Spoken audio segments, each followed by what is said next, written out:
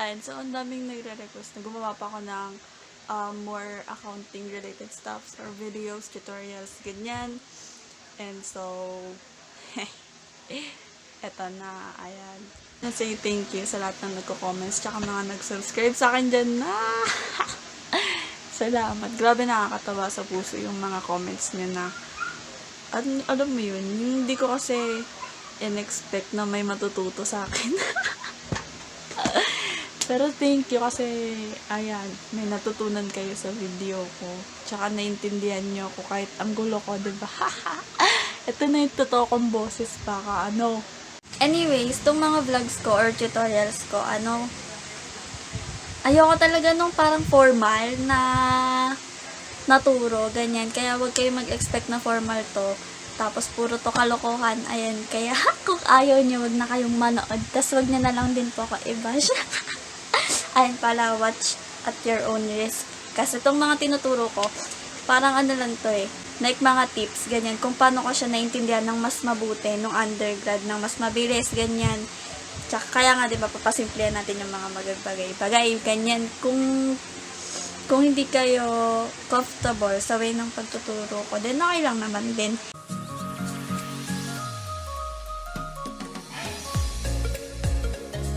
Sa accounting process, it involves analyzing, recording, summarizing, classifying, and interpretation. So, tayo, nasa phase tayo ng analyzation tsaka recording. Like, ang pinakaunang step kasi sa isang transaction is to identify whether yung transaction ba is a business transaction. Kasi, tandaan nyo, hindi lahat ng transaction na kinreate or ginawa ng company, kailangan i-record. Kasi, ang sabi, diba, na yung mga i-record lang dapat, yung mga business transactions that, syempre, directly affect the financials of the business. Ganyan. So, ano ba tong mga business transaction na to? Usually, yan yung mga, acquisition, purchase, sale, mga naka-quantified na measure natin through money. First, kailangan mo i-identify whether the event is a business transaction para alam mo kung i-record mo ba siya or hindi. Second, to identify what are the accounts affected. Third, kung ano ba yung effect sa mga account na yun, di ba? Dun sa last video, na pag-usapan naman na natin yung mga normal balance na accounts na kapag kaawe, asset, withdrawal, and expenses, debit sila. So, kapag ka nag-i-increase yung mga accounts na yun, ilalagay natin sila sa debit. Kapag ka LIC naman, liability, income, and capital, normal balance nila ay credit. So, kapag ka nag-i-increase yung mga accounts na yun, inilalagay natin sila sa credit. Okay? Importante na malaman nyo yun. Kasi, kapag ka inanalyze nyo na yung effect nun, doon mo yung malalaman kung sa debit or credit mo ba siya dapat ilagay. Okay? So, akala nyo lang madaming step to, pero pag sinimulan na natin mamaya sa mga sample problems natin, sobrang dali lang, okay? After knowing the effects ng transaction na yun, di pwede na nating entry yan, okay? Kahirap-hirap dun. Ayan, tapos, ipapakita ko lang sa inyo yung example ng journal entry, the book of original entry of the book of the first entry. Buti pa lang book my entry. Wait. Hindi ko alam kung particular pa ba kayo sa ganito. Nagmamanual pa ba kayo or what. Pero sa amin kasi, sobrang importante na malaman mo yung bawat linya ng journal na to. Okay, ito to. Ito ang tinatawag na columnar book or journal book na 2 column. Ayan. Ang labo. Pero 2 column lang siya. Tinawag siyang 2 column kasi meron siyang 2 column. For debits and credits. Okay. Meron tayong close up neto mamaya. Pero naalala ko lang dati, as in, sobra. Pati yung date, kailangan wag mong kakalimutan kasi may point yun. Isang point yun talaga. Ayan. So, pasensya na. Ang gulo ng likod ka. Don't mind. Ayan. So, sisimulan natin to by knowing the chart of account. Kasi, hindi naman pwedeng kung ano-ano account title lang yung ilalagay mo, okay? So, ito yung nakikita nyo. Yung chart of accounts nga pala, list of account titles that you can use, okay? Kasama nung mga codes niya dito, ayan. So, yung asset, from 1000 to 19999. Then, after nun, 2000 to 2999. Liabilities na, so on and so forth. Tapos, under assets, ito yung mga accounts niya. Cash, AR, doubtful accounts, notes, interest receivable, service supplies, leasehold. Hindi limited sa ganito uri ng chart of account. Depende sa kung anong uri ng business at kung gaano kalaki yung business, kung ano-ano yung mga accounts na involved sa kanya. So, depende yon. Depende rin sa kung anong gusto niya itawag. Pero, usually, ito yung mga makikita nyo. Konti pa nga to actually kasi parang maliit na business lang naman to. Okay, so simulan na natin yung pagsagot sa mga transactions. Okay. So, ayan, yung gagawin natin dito, babasahin natin yung transaction, tapos i-analyze natin ito, yung effects niya, kagaya ng sinabi natin, alamin natin kung ano ba yung accounts na involved, effects niya, bago natin isulat sa debit at credit. Pero bago tayo magsimula dyan, sabi ko diba kanina, pag-uusapan muna natin yung journal, okay? Okay, dito sa taas na to, date, pwedeng page number din, tapos entry, date of entry, tapos dito sa part na to, date ng transaction. Kasi, syempre, hindi naman yung mga transaction na nangyari ngayon, kaya mong ma-entryhan today din. Okay, so magkaiba yung date of entry sa date of transaction. Date of entry kung kailan mo in-entryhan or sinulot dito. Tapos yung transaction date, kung kailan naman nangyari yung transaction. Tapos dito particulars, dito nyo ilalagay yung account titles plus yung explanation nila para hindi kayo mahirapan kung, ay, para saan ba to, ganyan. While dito naman, debit and credit side, dito nyo ilalagay yung amount. Okay, kung magkano. Tapos kung mapapansin nyo, meron ditong column. Ito para sa folio reference, okay? Kung saan nyo pinost to. Okay, ito, ima-match natin siya sa ledger naman. Tapos, itong first na line na to is for the currency, symbols. Tapos, kung mapapansin nyo dito naman, yung may red line na yan, medyo malaki siya compared sa mga ibang size nito. This is actually for the cents or centavos, okay, kung may 0.50, ganyan. Kung wala naman, usually, ang nilalagay naman dito, dash, okay, para hindi madaya. The centavos na lang dadayain pa, ano. Pero yun nga, para hindi madaya, nilalagay ng dash yan, para alam na wala nakasunod, okay. So, sample tayo na entry, today, what is today? So, ayan, nalagay mo lang dyan. Yung date. Tapos, halimbawa, ngayon din, may transaction for today. Nalagay mo lang din. Kunyari, bumili tayo ng candy ulit. Candy na utang. Ayan. So, entry natin. Entry natin, dapat alam nyo na ano yung na-receive natin. Candy. Anong pinambayad natin? Wala. Utang, diba? So, accounts payable, ilalagay natin dito. Remember din, yung paglagay dito ng credit, kailangan may indentation siya, okay?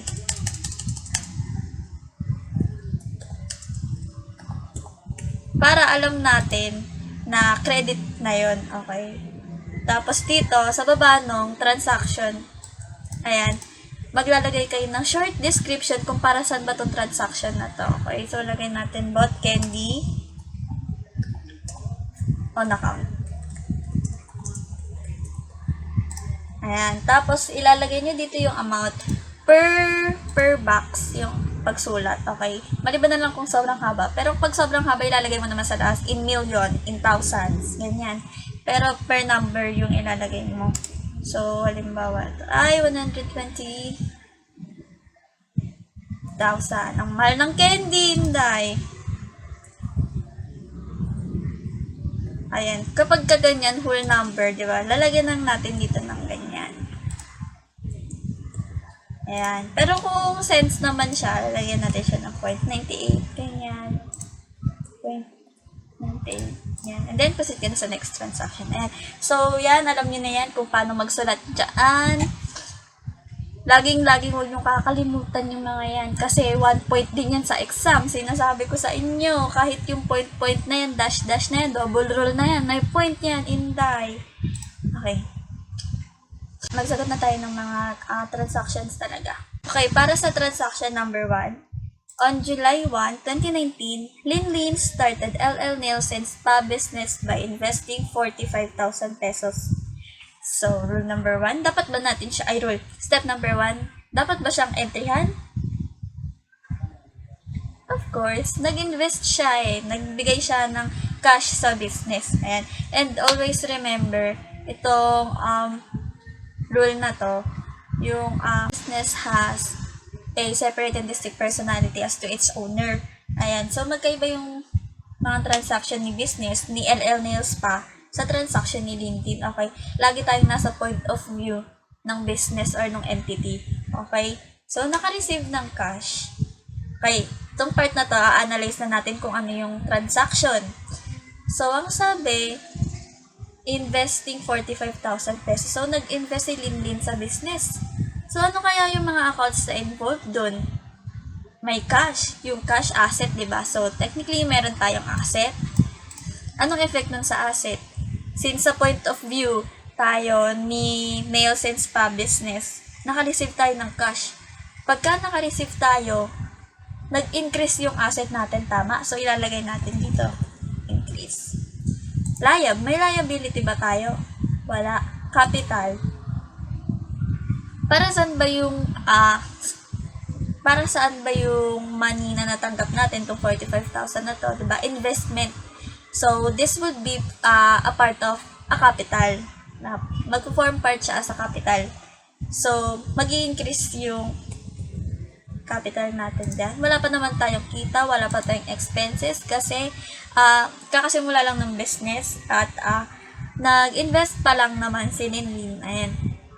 Then, after that, ayan, since alam mo na yung involved asset at saka capital, parehas sila nag-increase. At alam mo na din dapat yung normal balance niya. May increase sa asset, ibig sabihin debit. So, ilalagay natin dito yun. Cash. Indent tayo. Nag-increase yung capital. Ang sabi natin, kapag ka nag-increase ang capital, saan siya nilalagay? Sa credit. So, we have here capital. Don't forget to write the date. So, July 01. And then, the amount, which is 45,000. Tapos, maglagay lang kayo ng short description dito. Invest cash. Yan. Babala kayo dyan. Tapos, kung mapapansin nyo, meron tayong drawing dito. Okay, ito yung tinatawag na T-account. T-account is a tool that you can use para mas mabilis na mag-sort out ng mga accounts. Okay. So, ang ginagawa natin dito, sa taas, inilalagay natin yung account title. So, kapag ilalagay lang natin dyan kung saan pumasok ng debit or credit yun. So, meron tayong cash at saka capital na involved. So, lalagay natin yan dito. By the way, kung meron kayong mga ibang suggestions para mas maintindihan nyo ako or any suggestions na nakakapagpadali yung tutorial process natin, ganyan, please do comment. Nagbabasa talaga ako ng comments nyo, kaya nakakakilig kaya kapag nagbabasa ako ng mga comments niyo. Thank you. And so, cash debit, 45,000. Lagay mo lang dyan. Capital, credit siya, diba? Ayaw. Kaya natin, 45,000. Then, proceed tayo. Okay ba? Nakakahabol ba? Diba, nag-example na rin tayo ng ganito sa business ni Linlin. So, eto, mas mas detailed nga. Kasi gusto nyo ng detail, diba? Eto. Ito, galit.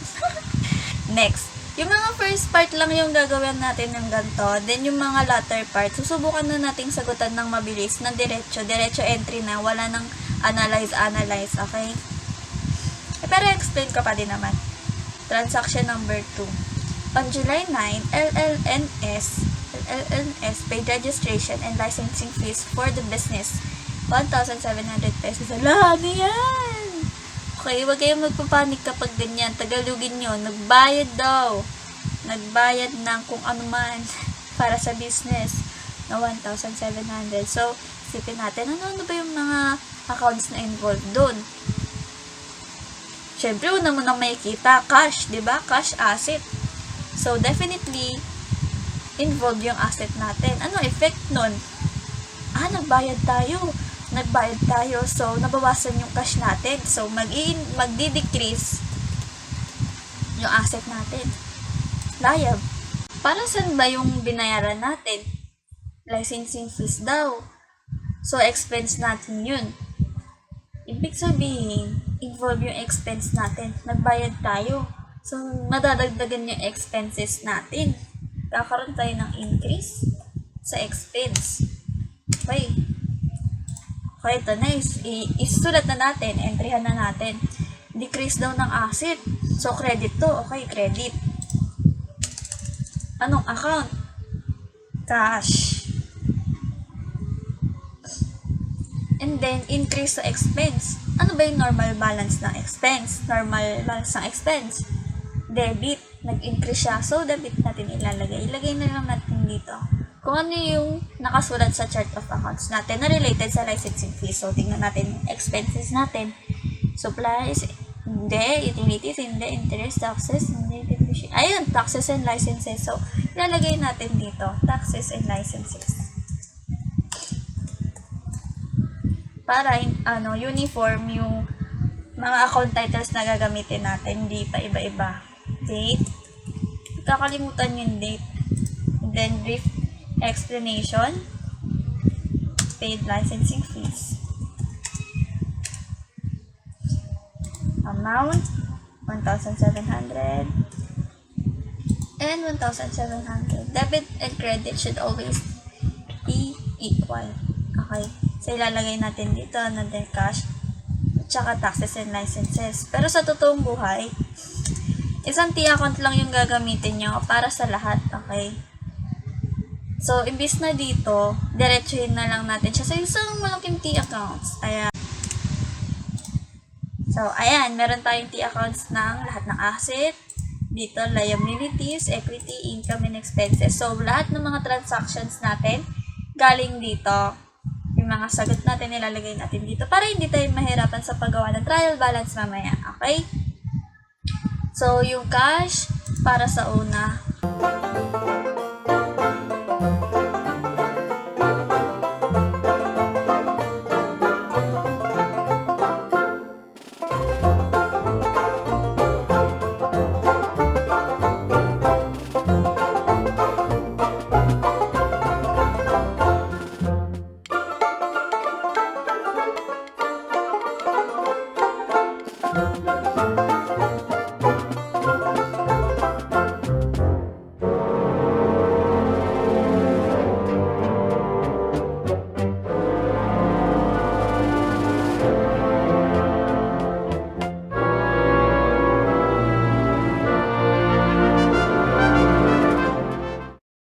On August 3, the company acquired tables, chairs, shelves, and other fixtures for a total of 8,000 pesos.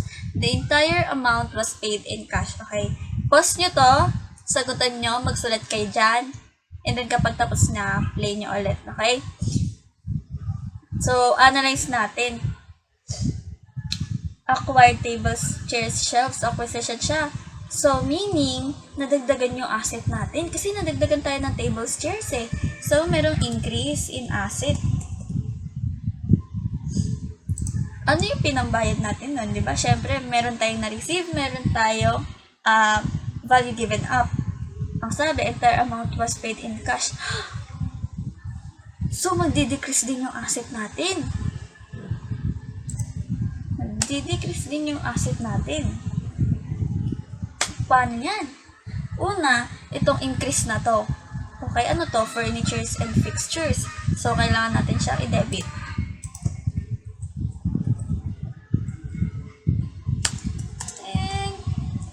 fixtures. Kakalimutan yung date. Kahit lagi nakalimutan yung date. And then, decrease ng cash. Ibig sabihin, credit. Definitely. Credit. Cash for 8,000. And then, comment. Acquisition of fixtures.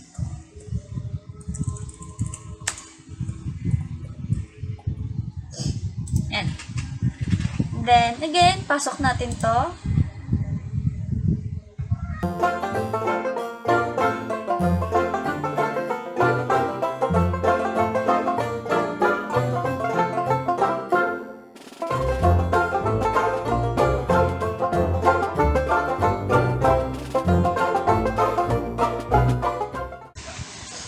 Next, on September 20, the company acquired service equipment for 16,000 pesos. The company paid 50% down payment and the balance will be paid in credit terms 2/30 and C/60.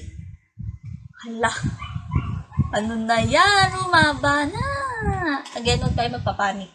Okay, himayin natin yung question. Ay, himayin natin yung transaction, okay? Company acquired service equipment. Again, nang magkakaroon tayo ng equipment, tataas yung asset natin. So, increase. Company paid 50% down payment. Ibig sabihin, 50% nun binayaran mo na ng cash. So, mababawasan din tayo dito. Decrease 50%. Okay? And balance will be paid in credit. Ibig sabihin, umutang tayo. Nagkaroon tayo ng liability. Nadagdagan yung liability natin. So, ibig sabihin, magkakaroon tayo ng increase in liability, which is also 50%. Okay? Yan. So, tapos na yung analysis process natin. Layout na natin. Increase. Ano yung nadagdag sa atin? Equipment. Service equipment. So, we will write here, service equipment. Debit. Dahil nag-increase ang ating asset. Nag-decrease tayo ng 50%. Ano yung nag-decrease na 50%? Yung cash. Kasi nagbayad tayo ng down payment. So, credit cash. And then, increase in liability. Di dapat debit to kasi increase eh. So, magde-debit tayo dito na accounts payable. Oops! Mali, okay? Kasi sabi natin, di ba, itong liab, capital, and income, nag-i-increase sila sa credit. Okay? Kaya, itong liab natin, dito natin ilalagay. Accounts payable. Ayan. Pwedeng ganyan yung entry nyo. Yung sa ganitong klaseng entry, tinatawag na dual entry. Okay? Pero meron din tayong single entry. Ibig sabihin, nagko-compose lang siya ng isang debit at isang credit. Okay? Kapag dual naman, or multiple, basta ganyan. Nagko-compose siya ng one or more debit and one or more credits. Ganyan. Kagaya ng example natin dito. Meron tayong dalawang credit. Okay? What you can do is, pwede to, pwede yan. Pero pwede din namang ilalagay niyo yan, 50%, which is 8,000.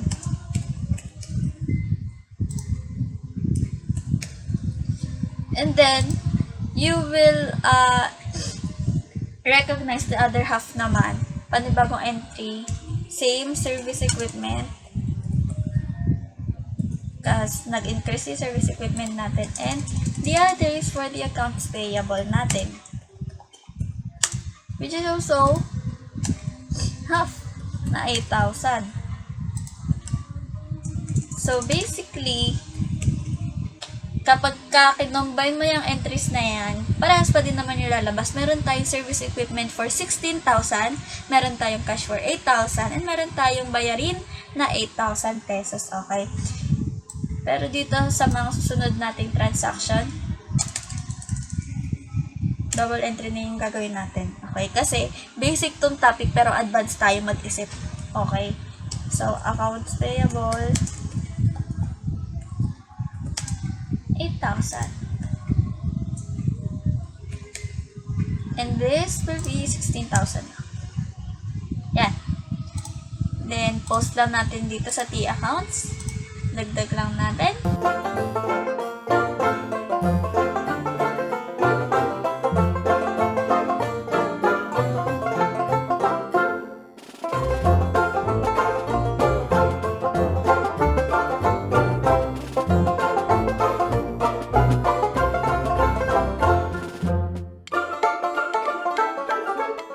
I-post nyo ha, i-post nyo. Subukan nyo munang sagutan sa sarili nyo and then tsaka nyo i-play, okay? Tingnan nyo kung parehas yung analyzation natin. Nawa nga to. Okay, for the 5th transaction, on September 25, September na pala to.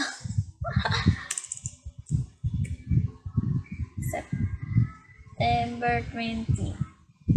On September 25, purchase service supplies on account amounting 1,500 to AJ Supplies. Also, huwag nyo palang kakalimutan yung mga gantong credit terms, okay? Ano nga pala yung ibig sabihin ng 2/30 and over 60? Ibig sabihin lang yan, kapag ka nagbayad ka within 30 days, magkakaroon ka ng 2% discount. Kapag ka N over 60 naman, kapag ka nagbayad ka within 60 days, parang ito na yung maximum, hanggang dito mo na lang dapat bayaran. Yung due date niya, wala ka nang makukuha. Interest. Wala ka makukuha ng discount. 2/32% discount within 30 days. Then, N over 60, no discount over 60 days. Okay? Talagang i-take note nyo siya. Isulat nyo dito.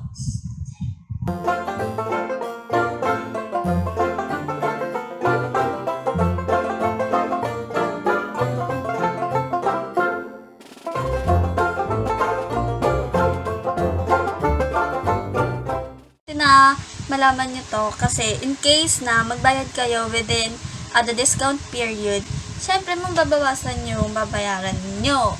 And vice versa, kung kayo naman yung seller, ganyan, mababawasan naman yung matatanggap ng cash. Okay, so you have to be mindful with that. Then, post lang din natin to again sa T accounts natin.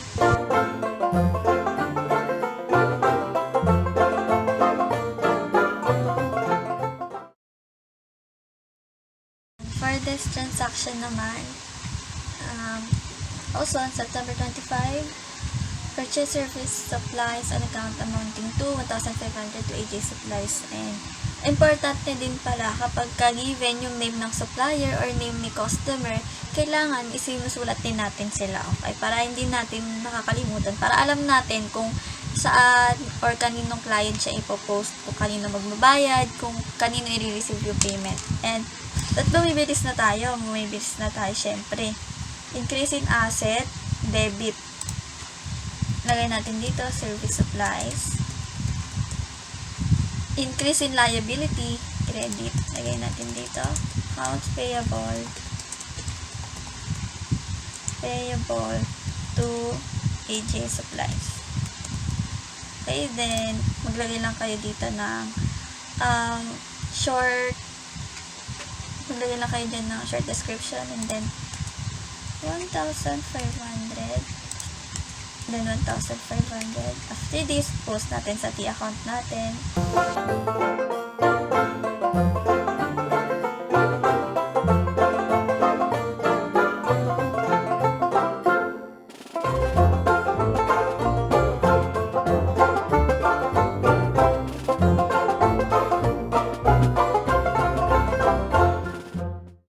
Bibilis ka na!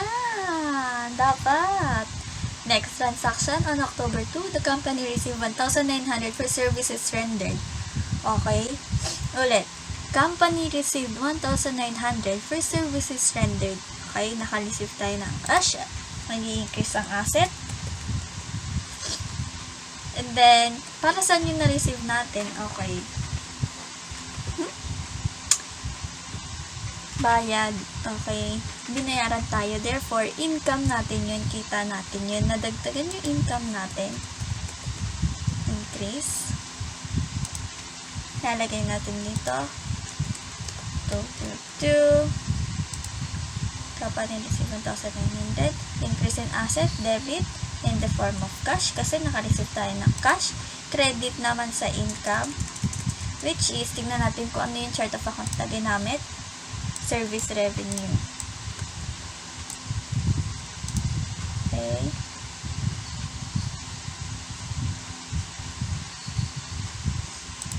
Service revenue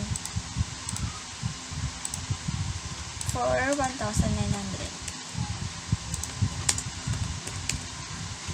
Oh, ayan, ang seryoso ko na. Nakakaantok tuloy. Naantok na ako, pati ako mismo. Nakakaantok pag seryoso eh.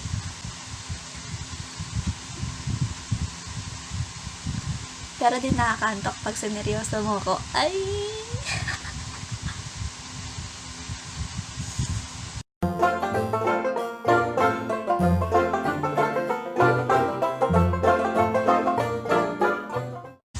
On October 9, the company rendered services on account 9,250. As per agreement with the customer, the account is to be collected after 20 days.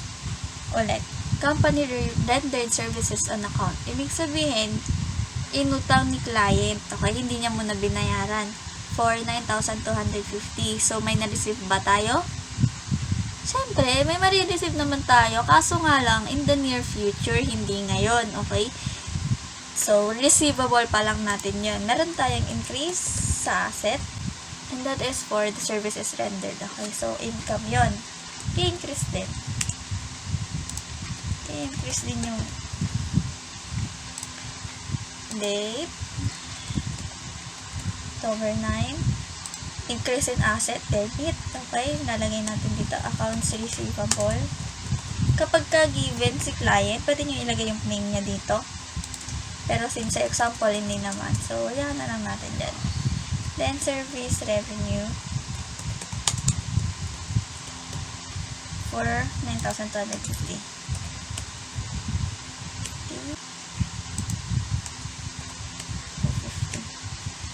Then, maglagay din tayo na short comment. Okay, kaya nabahala kung mga ano nyo dyan, description. Then, post natin. Okay, pero hindi ko na ipapakita sa inyo. Ipapakita ko na lang mamaya kapag ka na-compile na natin lahat. Okay? Next transaction na tayo. On October 12, Linglin invested an additional 8,500 cash into the business and some service supplies worth 4,900. So, pwede ba yun? Pwede ba mag-invest ng hindi cash? Siyempre naman, pwede tayong mag-invest ng tools kung anong investment yan, kung anong part ng asset yan. Pwede mo naman siyang i-invest. Wala namang pumipigil sa'yo, besh.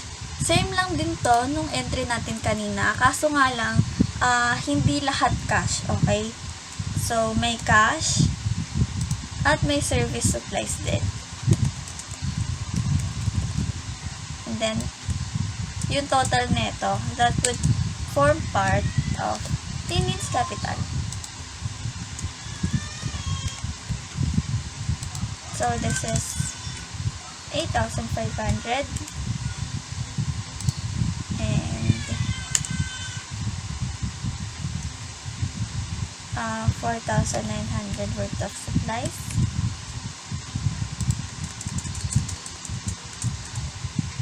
Tapos, ang total nito, 13,400.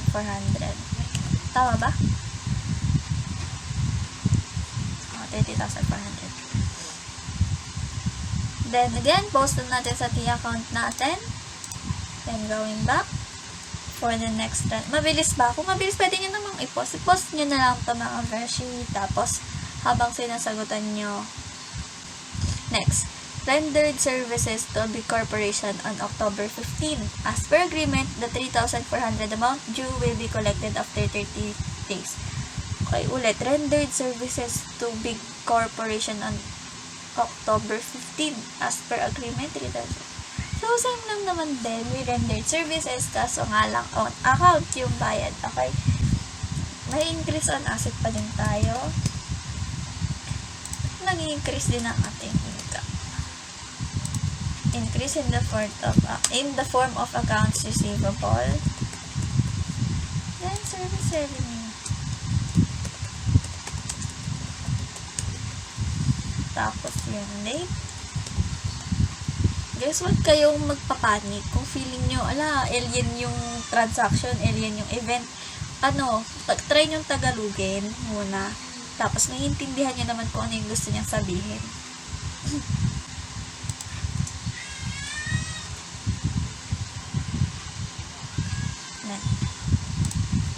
Okay pa ba kayo dyan? Kung may naririnig kayong umiiyak na bata, sorry. Umiiyak yung baby dito. Game next na tayo. On October 20, the company collected from the customer in transaction number 7. So, mostly, kapag ka may acquisition, kapag ka may collection, kapag ka may AR, may AP, usually may mga ganito, okay? Refer to ganyan, refer to. Balikan lang natin yung transaction. Kaya, minsan, hindi nila sinasabi kung pang ilang transaction. Sinasabi lang nila kung sino yung customer or kung sino yung supplier. Kaya, importante na nilalagay nyo rin talaga siya para hindi kayo mahihirapan kapag binalikan nyo na kaninong bayad ba to, ganyan. So, dito mabait kasi sinabi niya kung pang ilang transaction. So, babalikan natin yung transaction 7. So, ito, babayaran niya na naman 250. Ayan, now, ano yung magiging entry natin sa collection? Di naman kasi pwedeng mag-entry na naman tayo ng service revenue kasi meron pinasok na natin yun. Ang gagawin natin, i-reclassify lang natin yung amount from accounts receivable to cash. Diba? Kaya, sinabi ko kanina, may marireceive tayo, pero hindi muna ngayon, kundi in the near future. And dito sa transaction na to, nakolekta na natin yung cash. Okay? So, may increase tayo sa asset in the form of cash kasi na-receive na natin. And kailangan naman natin siyang decreasean kasi tatanggalin na natin yung account receivables. Okay?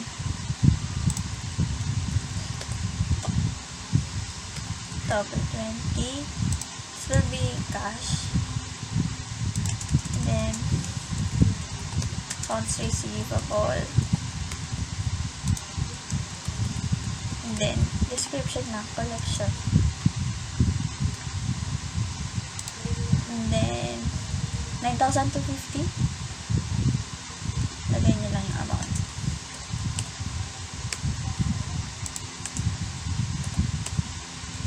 Then, post natin ulit siya sa T-account. Then, next transaction. Malapit-lapit na tayo. Mga 32 na lang, besh. Sarot. Next transaction 11. On October 16, the company paid in full its liability in transaction 4 by issuing a check. Okay, so balikan natin yung number 4. Ito yung 50-50. Tapos remember, meron tayong credit terms na 2/30. So, check natin kung pasok ba siya sa credit period. Okay? So, kailan binayaran? October 16, September yun. So, pasok siya. Okay? Ano to?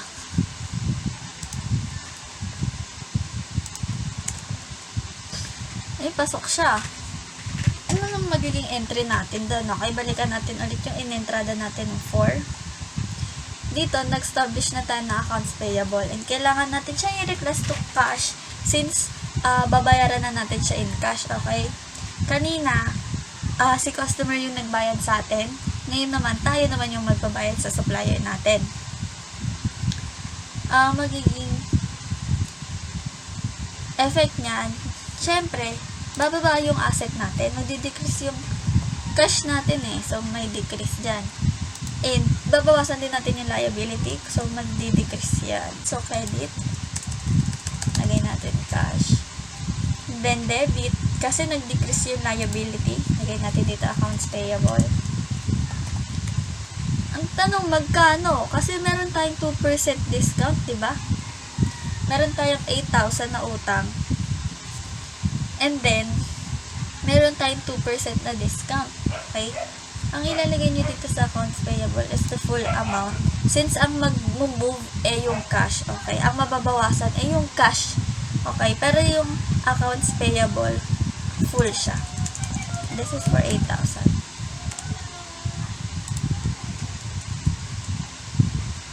And then yung cash, this would be 8,000 times 98%. Okay? dahil tinanggal mo na yung 2%. And this would be 7,840. Tama ba? Ayan. O, paano yan? Hindi balance. Diba? Sabi natin dapat si debit at saka si credit always balance yan. Dapat always equal. Ano yung difference? Siyempre, kailangan meron din tayong account para sa discount na 160. Kapag ka ikaw yung ginrant na discount, okay, yung account na pwede mong gamitin discounts received. Kapag ka ikaw naman yung mag-grant ng discount, ang ilalagay mo naman na account title ay discounts allowed na magiging part ng expense mo. Since ikaw yung nagbigay ng discounts, as if loss mo siya, di ba? Vice versa naman, kapag ikaw yung ginrantan, kagaya neto, as if gain mo siya, so magiging part siya ng income mo, okay? Ilalagay natin dito, discounts, receive. Discounts. There. For next transaction, konti na lang to, promise.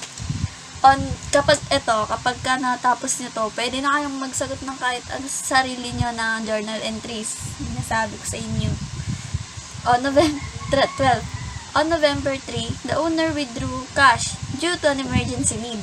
Lin withdrew 5,000 from the company. Nako, kinailangan ni Lin ng 5,000.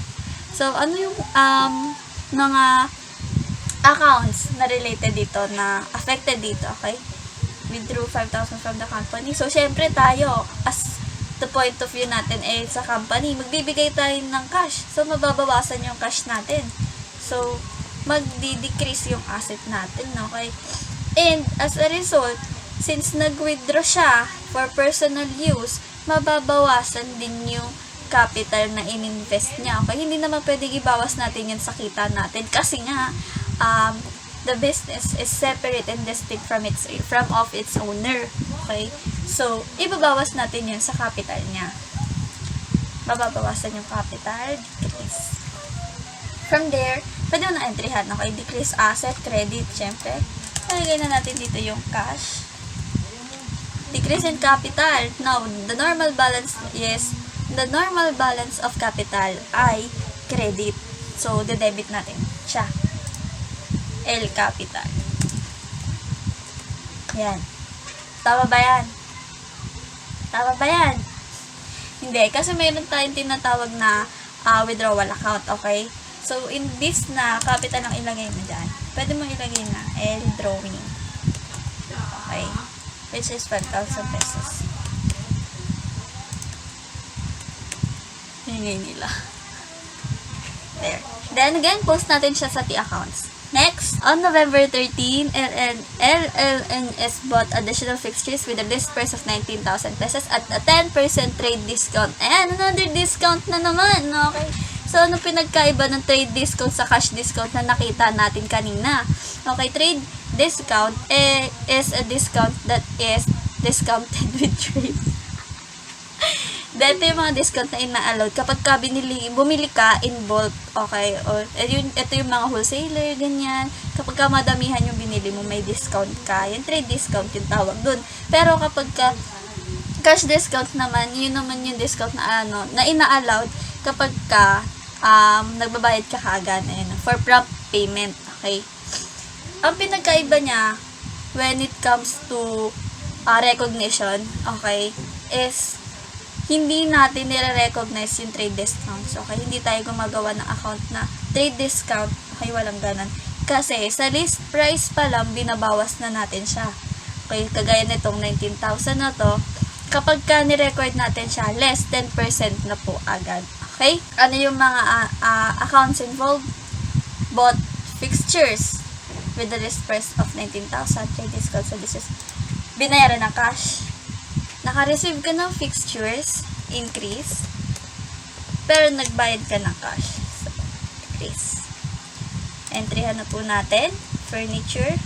Again. Furniture. Fixtures.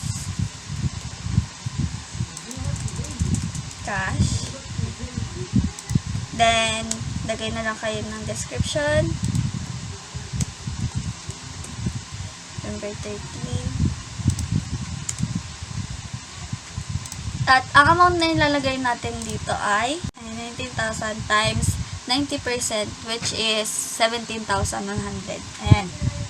Then, next transaction on December 30. December na! Lapit na konti na lang. On December 30, the company acquired 12,000 short-term bank loan. The entire amount plus 10% interest is payable after 1 year. So, yung mga accounts na involved ay acquired 12,000 short-term bank loan. So, utang. May utang ka. Nagka-increase ka ng utang. Therefore, mag-i-increase yung liability mo. Then, ano yung marireceive mo in return? Siyempre, magkakaroon ka ng cash. Okay, so mag-i-increase din yung ating asset. Date, December 30. December 30. Malapit na tayo matapos. Increase asset, debit. That would be in the form of cash. And then, increase in liability. Anong uri ng liability? Kasi hindi mo naman na siya pwedeng sabihin accounts payable di ba? Sa the short-term bank loan. Check natin yung chart of account kung anong pwede. Sa liabilities. Accounts, notes, salaries, rent, interest, earn. Ayun, loan payable. So, pwede na rin natin dito. Loan payable for 12,000 pesos. Then, description. Tapos, i-post po natin sa ating T-account. Huwag niyo po kakalimutan, huwag niyo po kakaligtaan. Kahit isang account lang yung mamiss nyo, hindi po magbabalance yung trial balance natin. Intindihan mo yan? Next. On December 30, the company paid salaries to its employees 3,500. Okay. Madali na yung pag mga ganyan, mga bayad-bayad. Sure tayo na nabawasan yung asset natin. Tama, kasi magbabayad tayo ng cash, therefore, decrease. Then, mag-increase din yung expense natin kasi nga nagbayad tayo ng salaries. Increase. Wrong spelling. Yan. Date, December 13. Okay. Paid salaries. So, pwedeng wages and salaries. Pwede salaries expense. Pero depende sa atin. Tingnan natin ang chart of account na gina. Salaries expense. Therefore, salaries expense yung ating gagamitin. Yan. Then, cash. For 3,500. Nakakabinggo na ba, kaibigan? Natatama mo ba? Di ba madali lang? Madali lang naman. Then, post nyo na din siya. Post nyo na din sa DM natin. Transaction 16 on December 30. The company paid rent for December 3,500. Same analysis. Parehas naman din sa ng expense. Magdi-decrease yung ating asset at mag-i-increase ang ating expense.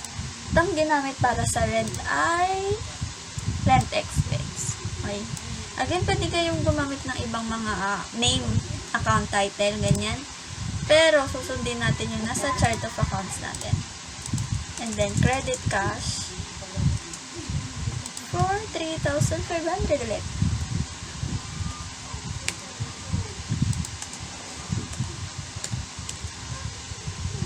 There.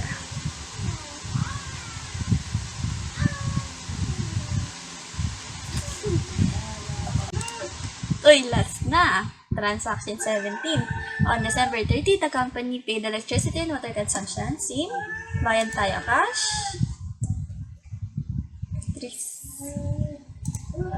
Dagdag tayo expense. Titignan natin kung anong ginamit. Utilities expense. Natin dyan.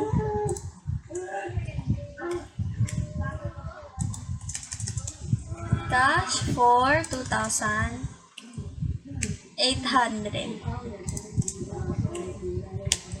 And there you have it, guys. Natapos na natin lahat ng transaction. Na-entry na natin lahat ng transaction na done. But by now, na-post yun na siya sa ating T-account.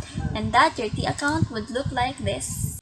And after yung ma-post yan, nag-aaral kayo ng ganyan, ganito. Yan. Ayan. So, ang gagawin nyo, add nyo lang lahat ng debit, add nyo lang lahat ng credit, and then, you subtract each other. Ayan. Kagaya nito.